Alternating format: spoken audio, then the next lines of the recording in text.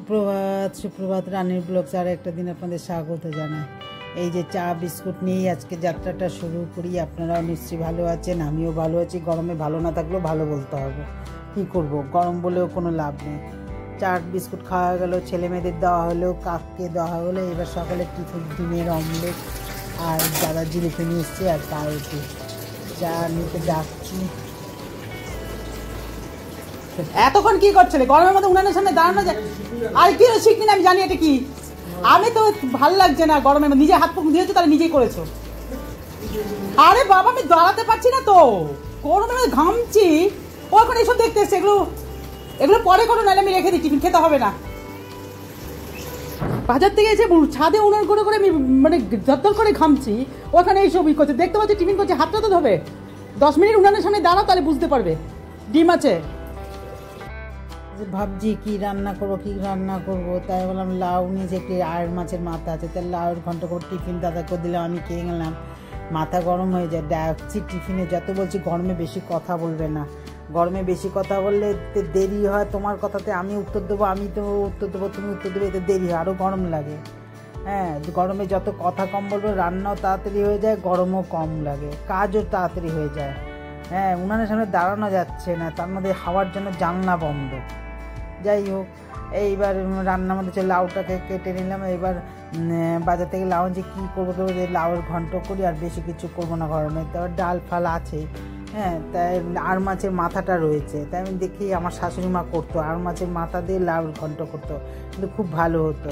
তা আমিও তাই করলাম। লাউটাকে কড়াইয়ের মধ্যে তেল, সরষে তেল দিলাম, গোটা জিরে দিলাম, শুকনো লঙ্কা দিলাম, একটুখানি তেজপাতা দিয়ে দেবো। দেওয়ার পরে জিরা হলুদটাকে একটু নাড়াচাড়া, জিরা লঙ্কাটাকে একটু নাড়াচাড়া করে নিই।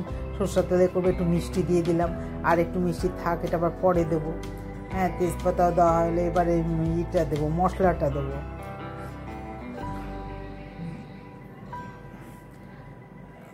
নুন হলুদও দিয়ে দিলাম, তেজপাতাও দিয়ে দিলাম। এবার ভালো করে নাড়াচাড়া করে চিনিটা দিয়েছি, তো চিনিটা একটু গলে ভালো হয়। তারপরে এই যে মশলা দেবো, মশলাটার মধ্যে আছে জিরা বাটা, আদা বাটা, কাঁচা লঙ্কা বাটা, আর হ্যাঁ ধনে বাটা, এই আছে। বেশি এগুলো তো লাউর ঘন্ট না, ওইসব লাল লঙ্কা ফঙ্কা দিয়ে করলে ভালো লাগে না। আমার শাশুড়িমা করতো আর মাছের মাথা দিয়ে, আমি দেখতাম আমাদেরকে দিত, করে খেতাম, সত্যি খুব ভালো লাগতো। লাউটাকে দিয়ে নাড়াচাড়া করে একটু ঢেকে দিলাম। ঢাকাবার এবার ঢাকনাটাও একটুখানি খুলে দেখলাম বেশ মজে আসলো। আর মায়ের মাছের মাথাটাকে একটু নুন হলুদ দিয়ে একটুখানি ভেজে নিলাম। তার মধ্যে একটা লেস ছিল, এবার লেসটা কি লেসটা একটু ভেজে দিয়ে দিই, তো টুকরো করে নেবো, তাহলেই হয়ে যাবে। হ্যাঁ, রুই মাছের মাথা দিয়ে খেয়েছি লাউর ঘন্ট, কাতলা মাছের দিয়ে খেয়েছি, চিংড়ি লাউ দিয়েও খেয়েছি, কিন্তু আর মাছের মাথাটা দিয়ে খেয়েছি আমার শাশুড়ি মা করে দেয়, মানে আমি নিজে করে খাইনি। এই জন্য আমি করেই ফেলি। যা গরম দেন, কথা বেশি ভালো লাগে না। আর যা দেবো ভাই তাই চুপ করে খেয়ে নেবো, কেন দিচ্ছ এখন তখন এইসব করছে। আর আমার তো সময় হয় না খাওয়ার।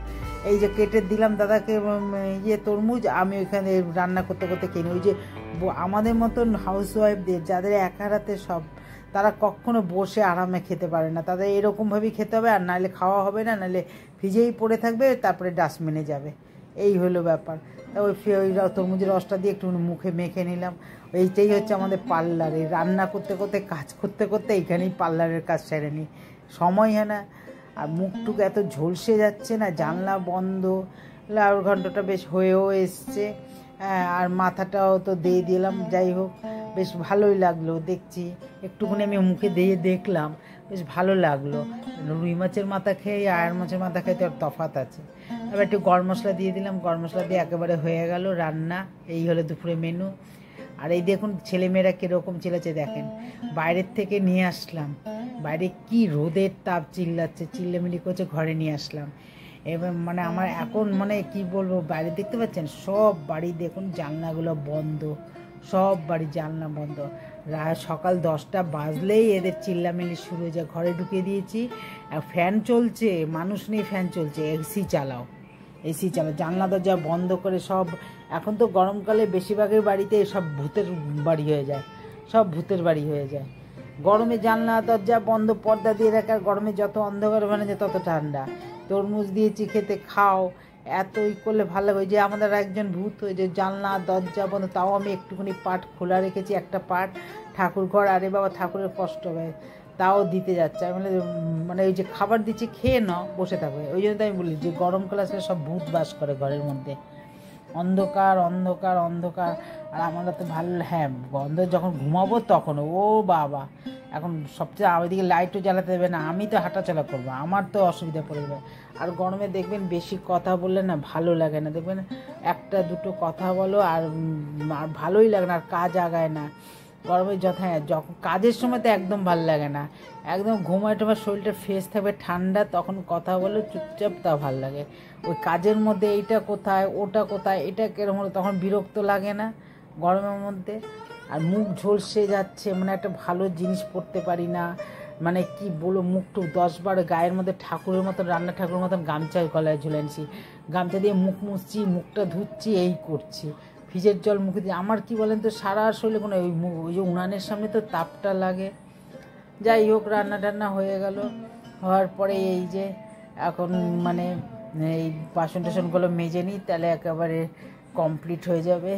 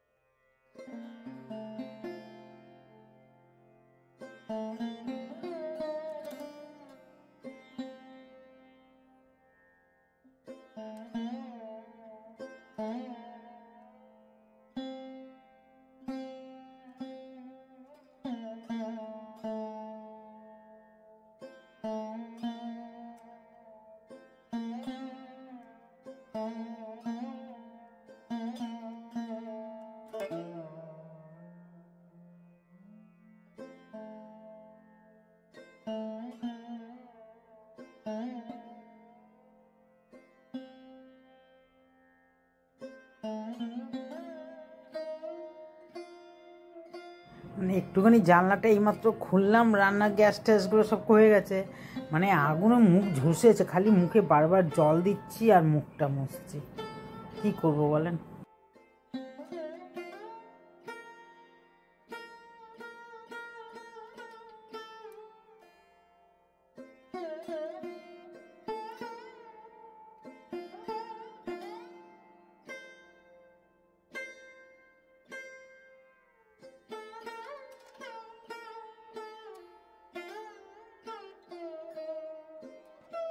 তরকারি খোসাগুলোকে এগুলো নিয়ে ফেলাই, নাহলে এখন যদি না ফেলাই না তাহলে একদম এই পড়েই থাকবে, লাউয়ের খোসা, তরমুজের খোসা, আরও খোসা মোসা।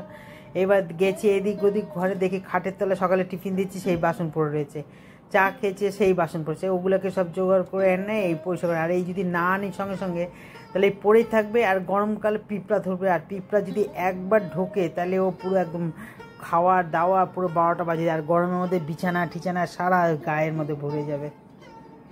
কি রোদের তাপ ঘরের মধ্যে দিয়ে দেখুন থাকা যায়, দেখা যাচ্ছে কি রোদের তাপ, মানে মুখটার মধ্যে এসে লাগছে যেন। ভাতটাও বসিয়ে দিয়েছি, ভাতটা হয়ে গেলে একেবারে ভাতে মার গেলে চান করে পুজো দিতে বসবো। কত বাসন নিজের হাতে মাজি না, ওই জন্য এই অবস্থা দেখেন। বাবা যা গরম, পুজো দিয়ে দিলাম, ঠাকুর বাসন ধোয়া হলো, এক ঝলক দেখিয়ে দিলাম, যা গরম, ফুলগুলো যেন একবার শুকিয়ে কাঠ হয়ে যায়। জয় কৃষ্ণকালী মায়ের জয়, জয় মঙ্গলা মায়ের জয়, জয় সোনা মায়ের জয়, জয় জগন্নাথ, জয় জগন্নাথ। পুজোতে খাবার নিয়ে বসে পড়লাম। আজকের ভিডিওটা এখানে শেষ করে দিচ্ছি। ভিডিওটা যদি ভালো লাগে তাহলে লাইক করবেন, কমেন্ট করবেন, শেয়ার করবেন। নাই করে কত পদের রান্না দেখুন। আপনারা ভালো থাকবেন, সুস্থ থাকবেন। আগামী নেক্সট ব্লগে দেখা হবে। টাটা।